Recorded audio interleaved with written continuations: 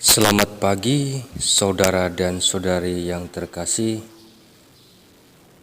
Pada kesempatan ini, saya mau berbagi refleksi kepada saudara dan saudari.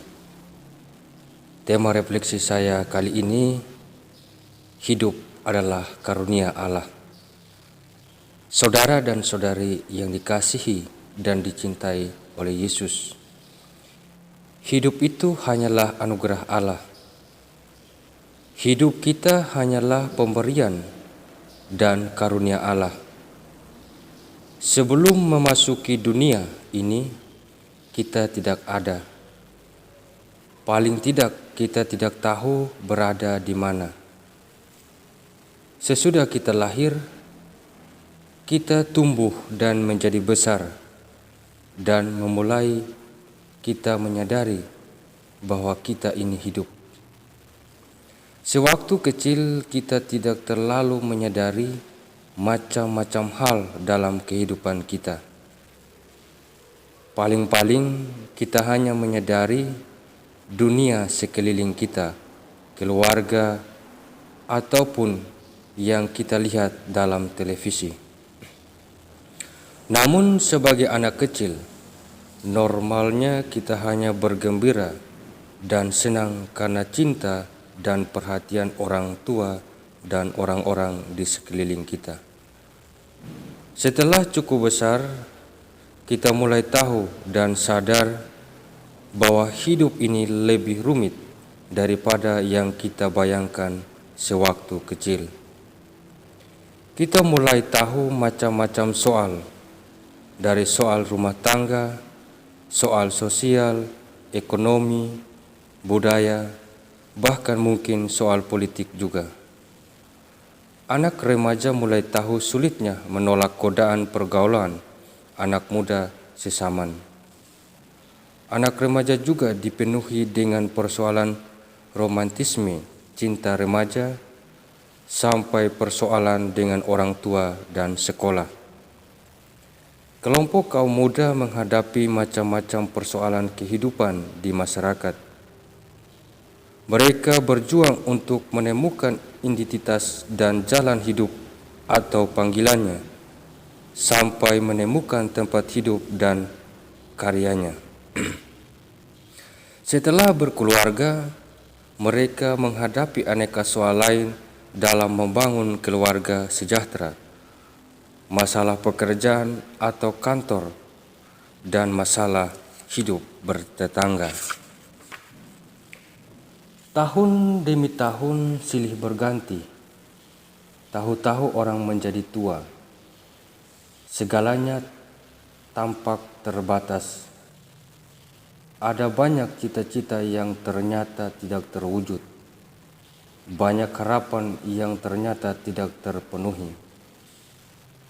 Ketika melihat sulit menjadi keriput, ketika melihat kulit menjadi keriput, gigi rontok satu persatu, rambut berubah putih semua, kekuatan fisik amat menurun drastis.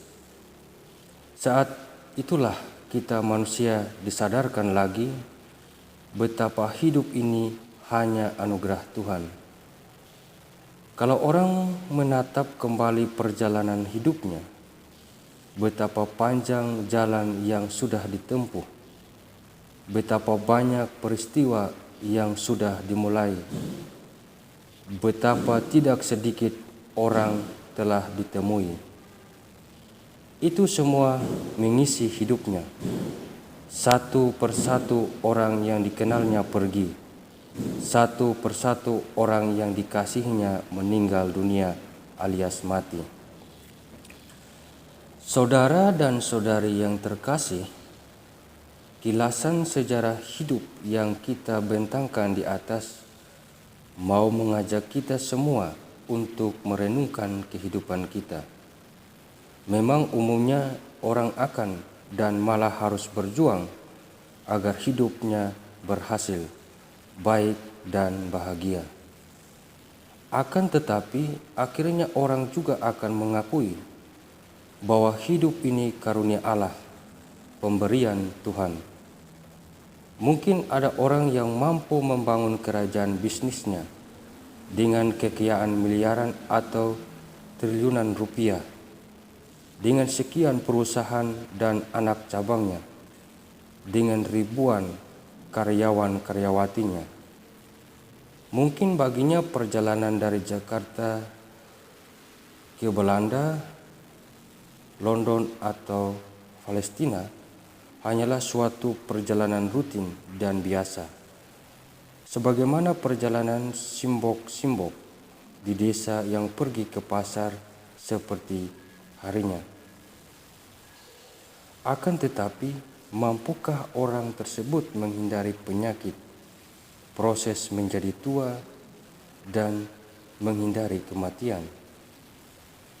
Sehebat-hebatnya orang di dunia ini untuk mampu menjaga kesehatan dan memperpanjang usia, tak seorang pun akan mampu menghindari kemestian nasib kematian. Terasalah bagi kita apabila kita membicarakan keterbatasan fisik kita, kesehatan kita, usia ataupun kematian kita, betapa hidup ini hanya karunia Tuhan dan bukan milik kita. Pengalaman akan keterbatasan diri dan hidup seperti di atas merupakan pengalaman manusia secara universal. Setiap orang di jagat raya ini mengalaminya entah suatu saat. Apabila seorang sedang sehat dan aktif bekerja, barangkali pengalaman tersebut kurang real hadir dalam dirinya.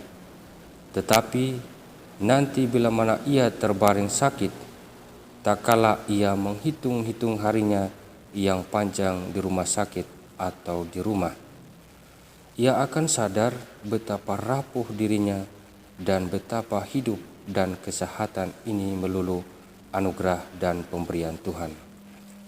Pengalaman macam ini sekaligus juga membawa orang kepada pengharapan dan kerinduan untuk menemukan kehidupan sejati, suatu kehidupan yang tak terpengaruh lagi oleh keterbatasan dunia dan kulit daging ini. Saudara dan saudari yang dikasihi Tuhan, pengalaman manusia akan keterbatasan diri dan pengakuan batin bahwa hidup ini hanyalah karunia Allah sudah dialami oleh orang-orang beriman dalam kitab suci.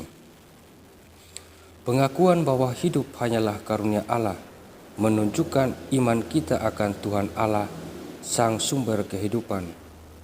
Pengakuan itu mengalir dari pokok iman akan Allah yang hidup, Sang Pencipta dunia dan Pencipta kehidupan. Kita mendengar pengakuan pemazmur yang berkata, "Hidup dimintanya daripadamu, Engkau memberikannya kepadanya, dan umur panjang untuk seterusnya dan selama-lamanya." Hidup hanya mungkin diminta dari Allah, karena Dialah Sang Sumber hidup.